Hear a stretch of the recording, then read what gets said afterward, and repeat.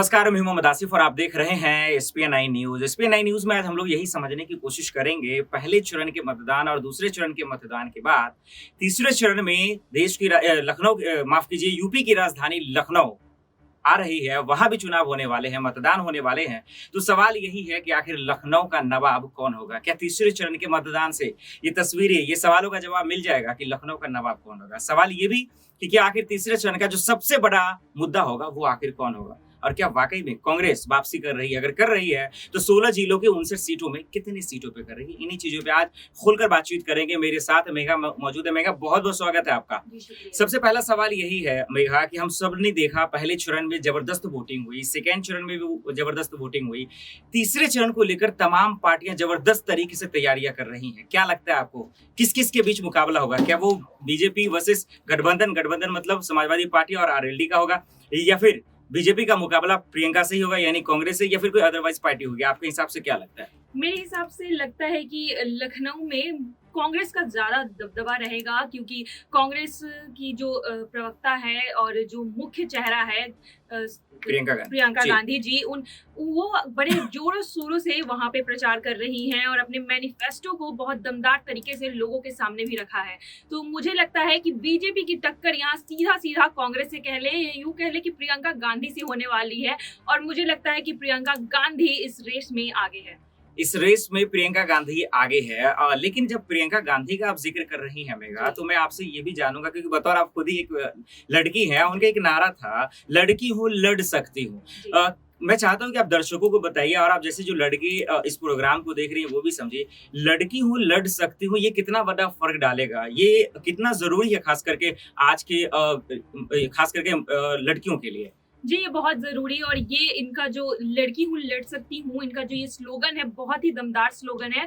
और प्रियंका गांधी इसी स्लोगन पे और इसी लड़की और लड़ सकती हूँ पे ही टिकी हुई हैं कि वो इस इलेक्शन में इसी मुद्दे को आगे लेके जा रही है, जो है वुमेन एम्पावरमेंट का। जी हाँ, मुझे लगता है कि अभी जो माहौल है जहाँ पे महिलाएं बहुत ही आगे बढ़ के आ रही हैं और लड़कों से मुकाबला भी कर रही हैं, तो इसमें प्रियंका गांधी जो वुमेन एम्पावरमेंट की बात कर रही है, ये बहुत बड़ी बात कर रही है। और मुझे लगता है कि इन्हें इसमें काफी हद तक सपोर्ट भी मिल सकता है जनता की, क्योंकि यूपी में देखा गया है कि लड़कियों को ज्यादा सुरक्षा नहीं मिल पाती है, साथ ही शिक्षा भी नहीं मिल पाती है। इसी वजह से कि इस वजह से लड़कियां थोड़ी पीछे रह गई है। इस वजह से प्रियंका गांधी चाहती है कि लड़कियों को आगे लाया जाए। इस वजह से उनका स्लोगन है लड़की हूँ लड़ सकती हूँ। और इसी वजह से अपने मैनिफेस्टो में भी प्रियंका गांधी ने लड़कियों के लिए काफी कुछ रखा है, जैसे कि रोजगार हो गए, उन्हें अलग से रोजगार के लिए कम से कम स्कूटी देने की बात कही है, साथ ही स्मार्टफोन देने की भी बात कही है।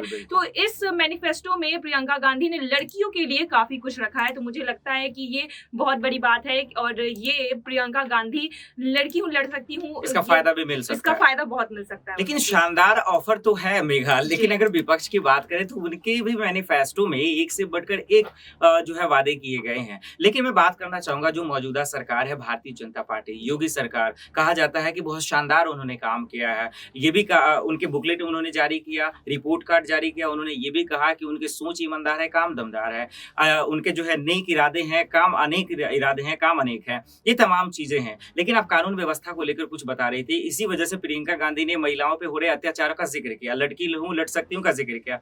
लेकिन ये भी तो कह रहे हैं मोदी जी, अमित शाह जी कह रहे हैं कि योगी ने कानून व्यवस्था को लेकर जबरदस्त कामकाज किया। आज महिलाएं यूपी में सुरक्षित हैं, जो लड़कियां हैं खुले बाजार में चल सकती हैं, रातों रात जहां चाहे जा सकती हैं। तो इतना होने के बावजूद अगर योगी जी ने कहा, आपके हिसाब से पहले तो ये सवाल है कि उन्होंने कामकाज किया, अगर किया है कानून व्यवस्था में, तो फिर प्रियंका गांधी का ये स्लोगन क्यों फर्क पड़ेगा? जी, मुझे लगता है कि बुकलेट पर और अपनी तरफ से बातें कह देना कि हाँ मैंने ये चीज कर दिया, इसका मतलब ये नहीं हो जाता कि उन्होंने ये चीज कर दिया है।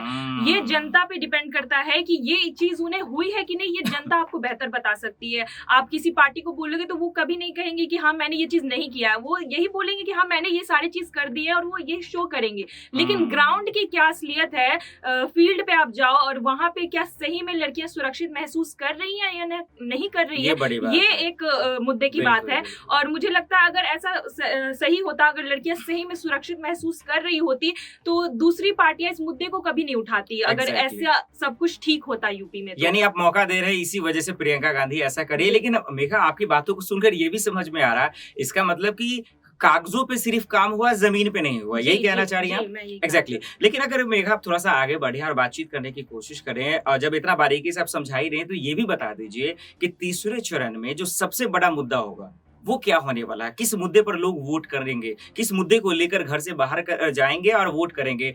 भले किसी पार्टी को करे वो एक अलग बात है, लेकिन मुद्दा सबसे बड़ा क्या होगा आपके हिसाब से, क्या लगता है? मुझे लगता है कि जैसे कि यूपी में अगर जनसंख्या की बात करें तो यहाँ युवाओं की जनसंख्या काफी है। तो और बेरोजगारी भी एक बहुत बड़ी समस्या है। तो मुझे लगता है कि यूपी में अगर लोग घर से बाहर निकलेंगे तो ये दिमाग में जरूर रखेंगे कि कौन सी ऐसी पार्टियां हैं जो बेरोजगारी के मुद्दे पर काम कर रही हैं और लोगों को नौकरियां दिलवाने की कोशिश कर रही हैं। और इसमें मुझे लगता है कि कांग्रेस ने बाजी मार ली है, क्योंकि कांग्रेस ने साफ अपने मैनिफेस्टो में किया है कि वो 20 लाख तक की बेरोजगारी को हटाएंगे और जॉब अवेलेबल करवाएंगे। तो मुझे लगता है कि एक बहुत बड़ा मुद्दा हो सकता है अभी के जो चुनाव आने वाले इस चरण में, एक बेरोजगारी का मुद्दा, क्योंकि इससे ना ही यूपी बल्कि पूरा देश, जो देश के युवा हैं उससे पीड़ित हो चुके हैं बेरोजगारी के मामले से। तो ये एक बहुत बड़ा मुद्दा हो सकता है, बेरोजगारी। और बाकी जो आम लोग हैं, ठीक है, ये युवाओं का आपने बात किया मेघा, बिल्कुल मैं भी एग्री करता हूँ।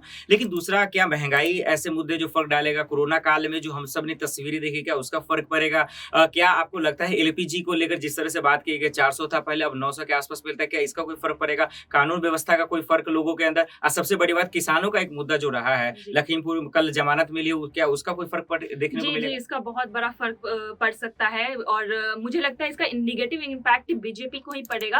और कांग्रेस इस सब चीज में और बाकी पार्टियां इस सब चीज में आगे हैं। और अगर बात करें, मैंने तो युवाओं की बात की कि वो किस लिए वोट करना चाहेंगे। अगर आम आदमी की बात करें तो आम आदमी को क्या चाहिए कि सुरक्षित माहौल चाहिए और साथ ही महंगाई जो है वो थोड़ी कम होनी चाहिए, ताकि जो मिडिल क्लास लोग हैं वो चैन की सांस ले सके और रोजमर्रा की जो जरूरतें हैं उसको पूरी कर सके। तो इसलिए मुझे लगता है कि जैसे महंगाई की बात करें तो बहुत सारी पार्टियों ने अपने मैनिफेस्टो में बोला है कि वो 300 यूनिट तक की बिजली फ्री देंगे। तो मुझे लगता है कि ये सब चीजों को देख कर जो जनता है वो काफी अट्रैक्ट हो सकती है। और साथ ही जो महंगाई है, जैसा आपने कहा कि एलपीजी के दाम अब धीरे धीरे बहुत फर्क देखिए तो काफी है, 400 और 900। आप बड़े अमीर लोग के लिए ये बड़ी बात नहीं होगी, लेकिन मिडिल क्लास और जो गरीब वर्ग के लोग हैं उनके लिए बहुत बड़ी बात है और ये बहुत बड़ा फर्क है। तो मुझे लगता है कि जो पार्टियां इस फर्क को कम करने उतरेंगी, जो आम लोग हैं वो उनकी तरफ ज्यादा बढ़ेंगे और उन्हें उनके पार्टी को ज्यादा सपोर्ट करेंगे। एग्जैक्टली। चलिए मेहा, बिल्कुल बारीकी से आप समझा ही रही हैं। एक आखिरी सवाल की ओर रुख करते हैं और आपसे भी पूछ ही लेते हैं, खास करके समझिए मेरा प्रिडिक्शन ही है। यूपी और बिहार में ऐसा कहा जाता है मेघा कि चुनाव हो या फिर लोकसभा या विधानसभा का, और जातीय समीकरण का फर्क ना पड़े, इम्पैक्ट ना पड़े, ऐसा हो ही नहीं सकता है। तो अभी जो 16 जिलों के 59 विधानसभा सीटों पर चुनाव होने वाले हैं 20 फरवरी को, तीसरे चरण का मतदान, उसमें कहा जाता है कि जो यादव वोट बैंक है वो सबसे ज्यादा है। दूसरे चरण में मुसलमानों का था, पहले फेज में जो है किसानों का था। क्या लगता है, अखिलेश का बोलबाला रहेगा या बीजेपी का रहेगा? क्योंकि अगर 2017 के अकॉर्डिंग देखा जाए तो बीजेपी का कब्जा रहा है इन तमाम सीटों पे।